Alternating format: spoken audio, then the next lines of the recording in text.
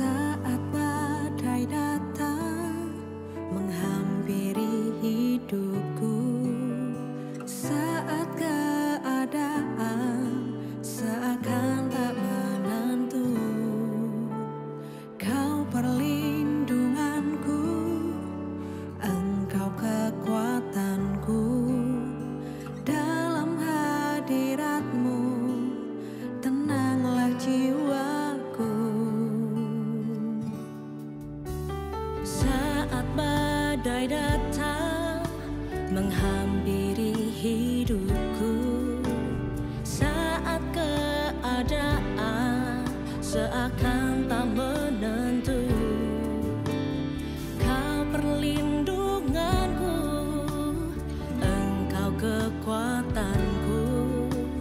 Dalam hadirat-Mu tenanglah jiwaku. Hatiku percaya kuasa-Mu, kekuatan-Mu menopangku melewati badai. Hatiku percaya kuasa-Mu, kekuatan-Mu jadikanku lebih dari pemenang. Hatiku percaya kuasa-Mu, kekuatan-Mu menopangku melewati badai. Hatiku percaya kuasa-Mu, kekuatan-Mu jadikanku lebih dari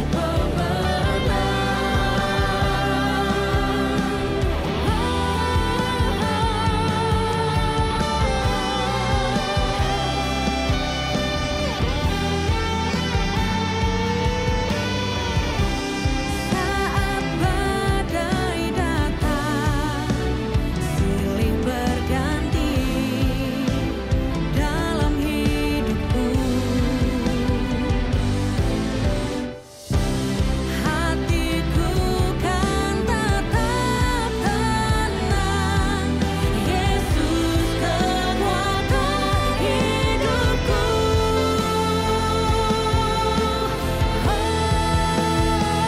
Hatiku percaya kuasa-Mu, kekuatan-Mu menopangku melewati badai. Hatiku percaya kuasa-Mu, kekuatan-Mu jadikanku lebih dari pemenang. Hatiku percaya kuasa-Mu, kekuatan-Mu jadikanku lebih dari pemenang. Jadikanku lebih dari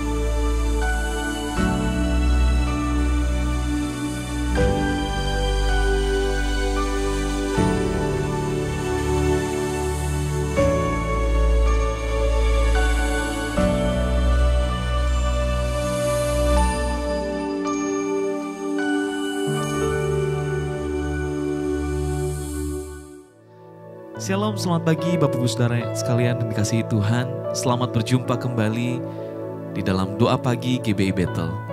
Saat pagi hari ini saya mengajak untuk setiap kita bawa pujian kita yang terbaik membawa penyembahan kita yang terbaik di dalam hadirat Tuhan. Percayalah bahwa pagi hari ini ada kuasa yang terus mengalir dari tempat maha tinggi menjamah setiap kita. Mari sama-sama kita masuk di dalam hadirat yang kudus. Terima kasih Tuhan. Terima kasih Yesus. Engkau sungguh baik, bahkan Engkau teramat baik. Kami percaya Tuhan, saat kami menyembah, saat kami memuji Engkau Tuhan, ada kuasa yang mengalir dari tempat maha tinggi, menjamah setiap kami Tuhan, memulihkan hati yang terluka, bahkan menyembuhkan setiap kami yang sedang mengalami sakit penyakit Tuhan. Terima kasih Tuhan Yesus. Terima kasih. Terima kasih Bapa. Haleluya. Bapa, Kau mendengar seruan hatiku, tak pernah Kau lepaskan dari kasih-Mu. Lewat lembah kelam, Kau temani aku. Roh-Mu bekerja selalu untuk kebaikanku.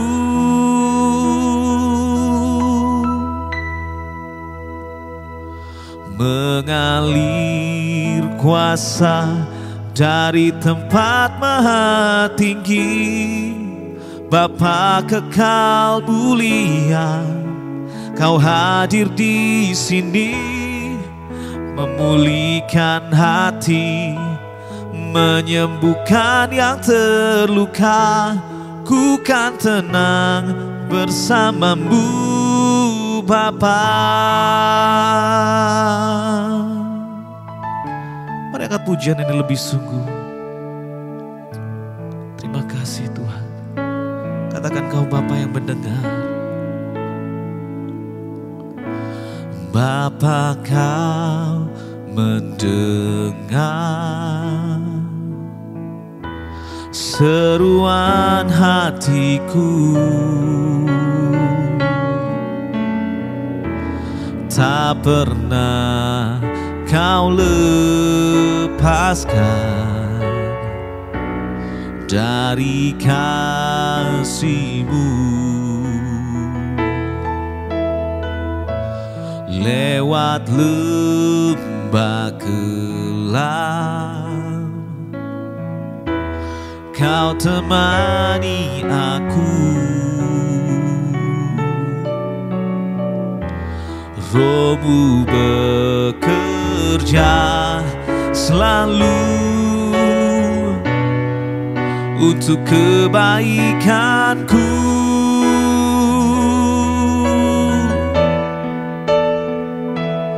Mengalir kuasa dari tempat maha tinggi, Bapa kekal mulia, Kau hadir di sini, memulihkan hati, menyembuhkan yang terluka. Ku kan tenang bersama-Mu Bapa. Mengalir kuasa dari tempat maha tinggi, Bapa kekal mulia, Kau hadir di sini, memulihkan hati, menyembuhkan yang terluka. Ku kan tenang bersama-Mu Bapa. Lebih sungguh katakan, mengalir kuasa dari tempat maha tinggi. Bapa kekal mulia, Kau hadir di sini, memulihkan hati, menyembuhkan yang terluka. Ku kan tenang bersamamu Bapa. Oh haleluya, Yesus Tuhan, ku mau menyembahmu, sebab ku kan tenang bersamamu Yesus. Haleluya, Engkaulah sumber kekuatanku, Engkaulah sumber pengharapanku, sebab hanya di dalam-Mu ada kuasa yang mengalir. Haleluya, oh Yesus.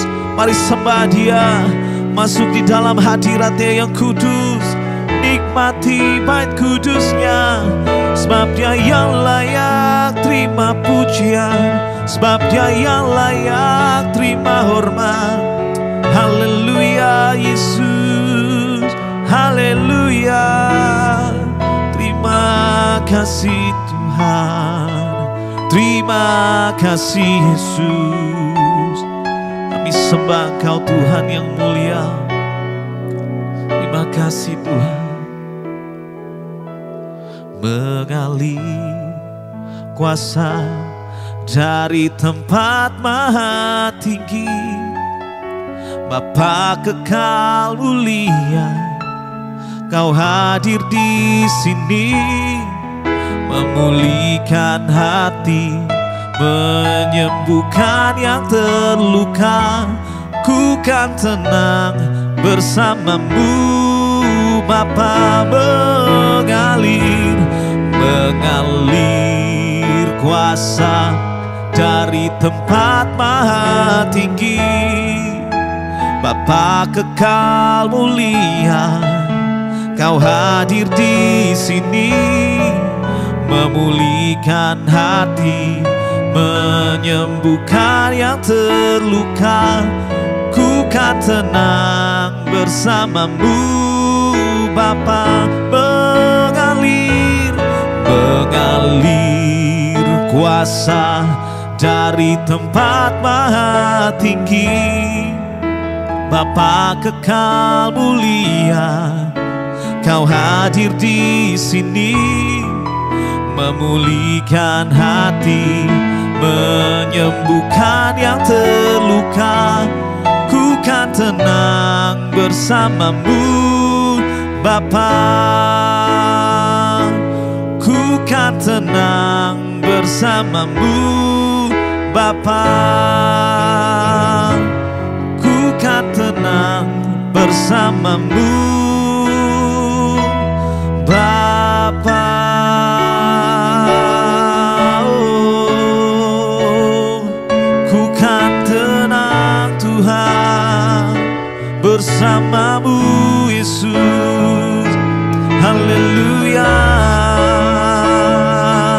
Terima kasih Tuhan, terima kasih buat penyertaan-Mu, terima kasih buat kasih setia-Mu yang selalu ada bagi setiap kami. Haleluya Yesus, haleluya Tuhan. Makasih Tuhan. Kami percaya Tuhan, Engkau yang memulihkan hati kami, bahkan Engkau yang menyembuhkan setiap kami. Untuk itu Tuhan, kami merasa tenang saat bersama-Mu Tuhan, saat berjalan bersama-Mu Yesus. Terima kasih Bapa, terima kasih Tuhan. Kami mengucap syukur untuk kebaikan-Mu. Haleluya Tuhan, haleluya. Amin. Shalom saudara sekalian, kiranya semangat ilahi mengalir dalam hidup kita sepanjang pagi hari ini. Karena saya percaya kalau kita memulai hari bersama dengan Yesus, maka sepanjang hari, sebesar apapun tantangannya, selalu ada kemenangan, ada mujizat Tuhan yang menyertai kita. Haleluya. Baik, hari ini saya akan menyampaikan firman dengan judul Menerima Firman yang Keras. Yohanes 6 ayat 60-62 berkata demikian. Sesudah mendengar semuanya itu, banyak dari murid-murid Yesus yang berkata, perkataan ini keras, siapakah yang sanggup mendengarkannya? Yesus yang di dalam hatinya tahu bahwa murid-muridnya bersungut-sungut tentang hal itu berkata kepada mereka, adakah perkataan itu menggoncangkan imanmu? Dan bagaimanakah jikalau kamu melihat anak manusia naik ke tempat di mana ia sebelumnya berada? Saudara-saudara, ketika Yesus ada di atas muka bumi, dia sering kali mengajar orang banyak dengan kebenaran firman. Yang mendengar ajarannya itu beragam. Ada orang-orang Yahudi yang gak percaya kepada Yesus, yang menentang Yesus, mendengar hanya untuk mencari-cari kesalahan, untuk menjatuhkan dia. Tapi juga ada murid-murid secara umum, yaitu orang-orang Yahudi yang simpati dengan Yesus, senang dengan pengajarannya, apalagi kalau melihat mujizat-mujizat yang dilakukan oleh Yesus. Kalau sekarang simpatisan Kristen lah, kira-kira seperti itu. Dan juga ada kelompok 12 murid Yesus yang mengikuti dia kemanapun dia pergi. Nah saudara, dalam pengajarannya Yesus tidak hanya memberikan firman yang enak, yang menghibur, yang nyaman, tapi seringkali juga dia menyampaikan firman yang keras. Bukan memaki-maki ya, tetapi firman yang keras artinya sesuatu yang tidak hanya menyenangkan keinginan manusia, memenuhi kemauan, hasrat, keegoisan manusia, tetapi justru menuntut untuk kita taat kepada dia. Misalnya Yesus pernah berkata, jikalau kamu mau menjadi muridku, kamu harus menyalibkan diri, menyangkal diri, ikut aku, pikul salib. Wah itu kan berat saudara, gak enak. Pergilah, jadikan semua bangsa muridku. Ini kan sebuah perintah Yesus. Kita maunya enak-enak, gak mau diperintah sama Yesus. Dan Tuhan tidak mau kita menjadi orang Kristen yang cuma mau enak-enakan saja. Mereka mau menerima dan makan roti yang dibuat oleh Yesus. Tetapi ketika mereka disuruh percaya bahwa akulah Tuhan, akulah Mesias. Kalau tidak percaya, kamu masuk neraka, kamu tidak punya hidup kekal. Wah, mereka mulai merasa ini kok menekan sekali nih firman. Menuntut jawaban dan tanggung jawab pribadi untuk menerima atau menolak Yesus. Saudara-saudara, mereka bilang perkataan ini keras, sukar diterima. Saya rasa sampai hari ini pun banyak orang yang tidak suka khotbah keras. Khotbah keras sekali lagi bukan khotbah yang disampaikan dengan suara keras, memaki-maki, menggedor-gedor mimbar. Tidak. Tetapi bukan hanya menghibur untuk kepentingan manusia. Oh Tuhan selalu baik, Tuhan akan memberkatimu. Walaupun kamu banyak dosa, belum bertobat, tapi berkat Tuhan selalu melimpah dalam hidupmu. Nggak apa-apa kok, nggak apa-apa, Tuhan ngerti kok. Udah ya, walaupun kita belum sempurna ini kan ya, kalau dosa sedikit-sedikit kan maklum Tuhan juga. Tuhan tidak demikian saudara sekalian. Tuhan menyatakan mana kebenaran dan menyuruh kita hidup di dalam kebenaran. Itu adalah khotbah yang keras. Tapi sebetulnya gak ada khotbah yang keras kalau diterima dengan hati yang lembut. Memang itu teguran untuk membuat kita bertobat dan ujungnya manis. Tetapi orang merasa ini khotbah keras tidak enak karena kekerasan hati yang ada di dalam diri mereka masing-masing. Orang berdosa itu lebih suka dusta yang lembut daripada kebenaran yang keras. Dan ini tentu akan merugikan mereka. Makanya kita harus sadar kalau kita mendengar pengajaran firman, khotbah bukan hanya untuk didengar, tapi untuk ditaati. Kadang-kadang kita ada favoritisme. Kalau dengar pengkhotbah, seneng gitu saudara. Tapi kalau yang khotbahnya lain, kurang. Saya mau bilang, kita ini waktu dengar khotbah nggak pernah diangkat jadi juri. Ini lebih bagus dari yang lain. Tapi firman Tuhan siapapun yang menyampaikannya harus ditaati. Itu yang paling penting. Ada seorang penulis dari Amerika bernama Mark Twain. Dia pernah berkata, sebetulnya yang menyulitkan saya dalam Alkitab bukan ayat-ayat sulit yang tidak saya pahami. Tapi justru ayat-ayat yang mudah. Saya bisa ngerti tapi sulit untuk saya melaksanakannya. Kalau ada ayat yang susah dipahami, ya udahlah saya nggak paham. Tapi kalau Alkitab berkata, jangan mencuri, jangan berdusta, jangan berzina, itu kan gampang dipahami. Tapi kadang saya sulit melakukannya. Nah makanya khotbah itu bukan hanya untuk didengarkan, menyenangkan telinga, tapi untuk ditaati. Kalau hari ini firman Tuhan berkata bertobat, maukah engkau bertobat? Beri dirimu dibaptis, apa saudara mau taat? Layani Tuhan, ampuni musuhmu. Aduh engkau jengkel sama orang, enak banget, ngampuni dia. Enggak bisa. Nah berarti ketika ada khotbah tentang pengampunan, saudara menolak, ini khotbah keras, tidak saya sukai. Padahal sebetulnya bukan khotbahnya yang keras, hatimu yang keras saudara. Engkau harus bertobat.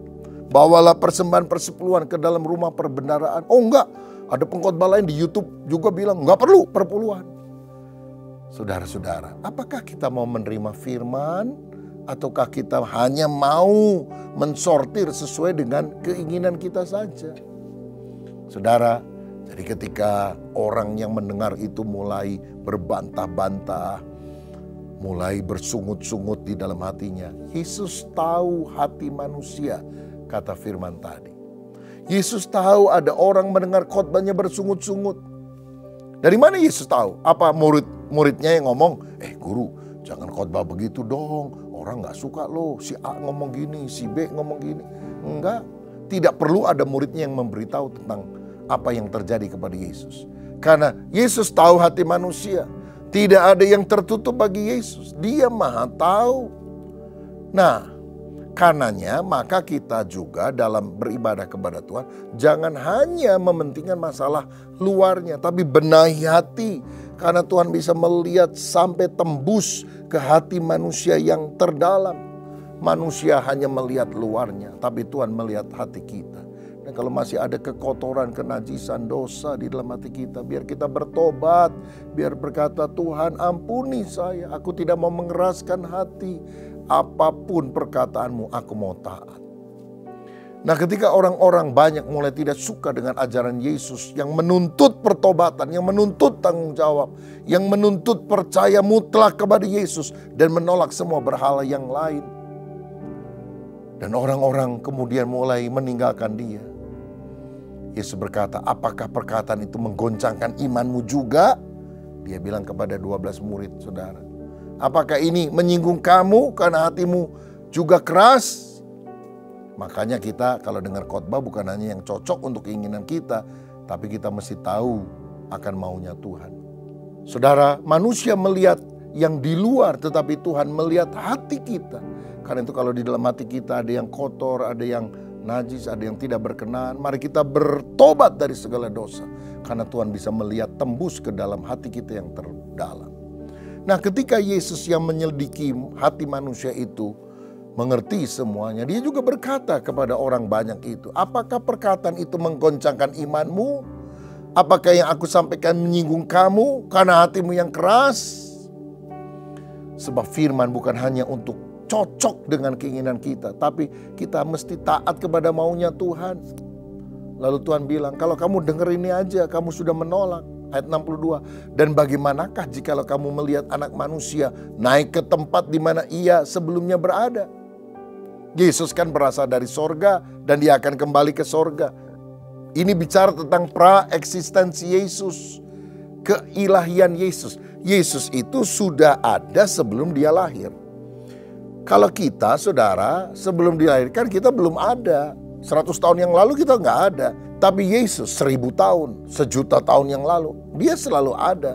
Karena dia adalah yang awal dan yang akhir. Yesus sudah ada sebelum dia lahir di atas muka bumi ini.